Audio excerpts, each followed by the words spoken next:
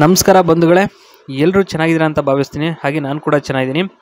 ಇವತ್ತಿನ ಈ ಒಂದು ಹೊಸ ವಿಡಿಯೋಗೆ ನಿಮ್ಮೆಲ್ಲರಿಗೂ ಆತ್ಮೀಯ ಸ್ವಾಗತ ಬಯಸ್ತಾ ಬನ್ನಿ ಶುರು ಮಾಡೋಣ ತಡ ಆಯ್ತಕ್ಕೆ.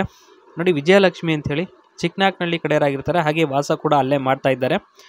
ಇನ್ನು ಪರಿಸ್ಥಿತಿ ಬಗ್ಗೆಯಲ್ಲಿ ಏನಪ್ಪ ಹೇಳ್ಕೊಂಡಿದ್ದಾರೆ ಅಂತಂದರೆ, ಒಂದು ಫ್ಯಾನ್ ಸಹ ಇಲ್ಲ, ಅಷ್ಟು ದರಿದ್ರ ತಾಂಡವ ಆಡ್ತಿದೆ ಗೊತ್ತಾ ಮನೆಯಲ್ಲಿ ಅಂತ ಇಲ್ಲಿ ತಿಳಿಸ್ಕೊಟ್ಟಿರೋ ಅಂಥದ್ದು. ನೆಕ್ಸ್ಟ್ ಬಂದ್ಬಿಟ್ಟು ಕಾರಣ ಏನಪ್ಪ ಅಂತಂದರೆ, ಸಂಬಳ ಕಮ್ಮಿ ಬರುತ್ತೆ ಗಂಡಂದು, ಉಣ್ಣೋಕ್ಕೂ ಸಹ ಕಷ್ಟ ಆಗುತ್ತೆ ರೀ ಒಮ್ಮೊಮ್ಮೆ.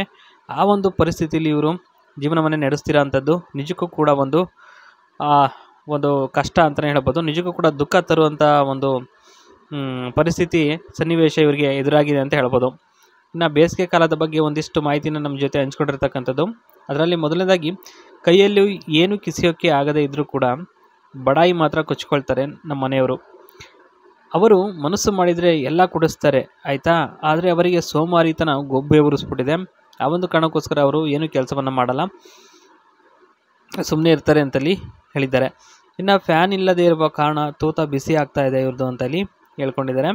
ಬೇಸಿಗೆ ಕಾಲ ಆಗಿರುವುದರಿಂದ ತೂತಿಗೆ ಒಂದು ಗೂಟ ಬೇಕಾಗುತ್ತೆ, ಇಲ್ಲ ಫ್ಯಾನ್ ಬೇಕಾಗುತ್ತೆ, ಎರಡರಲ್ಲೊಂದು ಬೇಕಾಗುತ್ತೆ ಅಂತ ಇಲ್ಲಿ ಹೇಳ್ತಕ್ಕಂಥದ್ದು. ಯಾಕೆಂದರೆ ಇದು ಬೇಸಿಗೆ ಕಾಲ ಆಗಿರೋದ್ರಿಂದ ಈ ರೀತಿ ಅನುಭವಗಳು ಆಗ್ತಾನೆ ಇರ್ತವೆ ಇನ್ನು ಮುಂದೆನೂ. ಇನ್ನು ಗಾಳಿ ಸರಿಯಾಗಿ ಬೀಸೋದಿಲ್ಲ ಅಂತೇಳಿ ಹೇಳ್ತಕ್ಕಂಥದ್ದು. ಹಗಲು ಹೊತ್ತು ಏನು ಗೂಟದ ಒಂದು ಅವಶ್ಯಕತೆ ಏನು ಇರೋದಿಲ್ಲ ರೀ. ಅಡುಗೆ ಮಾಡಿಕೊಂಡು ಪಾತ್ರೆ ಉಜ್ಜೋದು ಕೆಲಸ ಇದ್ದೇ ಇರುತ್ತೆ. ಬಿಸಿಲಿರಲಿ ಮಳೆ ಇರಲಿ ಚಳಿ ಇರಲಿ ಮಾಡಲೇಬೇಕಾಗ್ತದೆ. ಹಗಲ ಹೊತ್ತಲ್ಲಿ ಏನು ಅಂಥ ಒಂದು ಅವಶ್ಯಕತೆ ಇರೋದಿಲ್ಲ.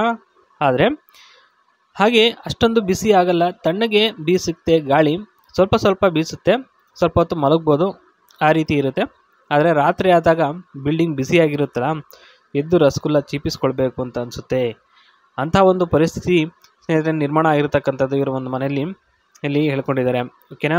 ಇನ್ನು ನೆಕ್ಸ್ಟ್ ಬಂದ್ಬಿಟ್ಟು ನೋಡಿ, ಇಲ್ಲಿ ವೆಹಿಕಲ್ ಒಂದು ಕಾರ್ ಡ್ರೈವಿಂಗ್ ಬೇಕು ಅಂತ ಇಲ್ಲಿ ಇವರ ಒಂದು ಟೆಂಪೋ ಟ್ರಾವೆಲರ್ ಗಾಡಿ ಓಡಿಸೋದಕ್ಕೆ ಒಬ್ಬ ಡ್ರೈವರ್ ಬೇಕು ಅಂತ ಇಲ್ಲಿ ಹೇಳ್ಕೊಂಡಿರ್ತಕ್ಕಂಥದ್ದು. ಮಾಡಲ್ ನೋಡ್ಬೋದು ನೀವೇ ಯಾವ ರೀತಿ ಇದೆ ಅಂತ ಹೇಳ್ಬಿಟ್ಟು.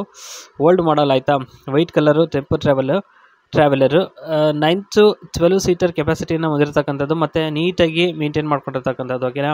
ಒಳಗಡೆ ಎಲ್ಲ ನೋಡ್ಬೋದು, ಸ್ಟೋರೇಜ್ ಕಂಪಾರ್ಟ್ಮೆಂಟ್ಸು ಯಾವ ರೀತಿ ಇದೆ ಅಂತ ಹೇಳ್ಬಿಟ್ಟು. ಇನ್ನು ಡ್ರೈವರ್ ಜಾಬ್ ಬಂದು ಈ ರೀತಿಯಾಗಿರುತ್ತೆ. ಫುಲ್ ಟೈಮು ಅವರು ಟ್ರಿಪ್ ಬೇಸ್ಡ್ ಇರುತ್ತೆ. ಇನ್ನು ಸ್ಯಾಲ್ರಿ ಆಪ್ಷನ್ 60% ಪ್ರಾಫಿಟ್ ಇರುತ್ತೆ. ಇನ್ನು ಫ್ಯೂಯಲ್ದು ಪೆಟ್ರೋಲ್ದೆಲ್ಲ ನೀವೇ ಮೇಂಟೈನ್ ಮಾಡಬೇಕಾಗುತ್ತೆ, ಮತ್ತು ಸ್ಯಾಲ್ರಿಲಿ ಬೇಕಾದ್ರೆ ನೀವು ಅಡ್ಜಸ್ಟ್ ಮಾಡ್ಕೋಬೇಕಾಗ್ತದೆ. ಓಕೆನಾ. ಒಂದು ಟ್ರಿಪ್ಗೆ 40% 60% ಸಿಗ್ತದೆ. ಓಕೆ. ಇನ್ನು ಡ್ರೈವರ್ ರಿಕ್ವೈರ್ಮೆಂಟ್ಸ್ ಏನೇನಪ್ಪ ಅಂತಂದರೆ ನೋಡಿ, ವ್ಯಾಲಿಡ್ ಲೈಸೆನ್ಸ್ ಇರಬೇಕಾಗ್ತದೆ, ಎಕ್ಸ್ಪೀರಿಯನ್ಸ್ ಇನ್ನು ರೂರಲ್ ಟೆಂಪಲ್ ರೂಟ್ಸ್ ಎಲ್ಲ ಓಡಿಸಿ ಎಕ್ಸ್ಪೀರಿಯನ್ಸ್ ಇರಬೇಕಾಗ್ತದೆ, ಮತ್ತು soft spoken and spiritual mind set preferred, ಮತ್ತು ಕ್ಲೀನ್ ರೆಕಾರ್ಡ್ ಅಂಡ್ ರೆಸ್ಪಾನ್ಸಿಬಲ್. ಓಕೆನಾ. ಬಾಯ್.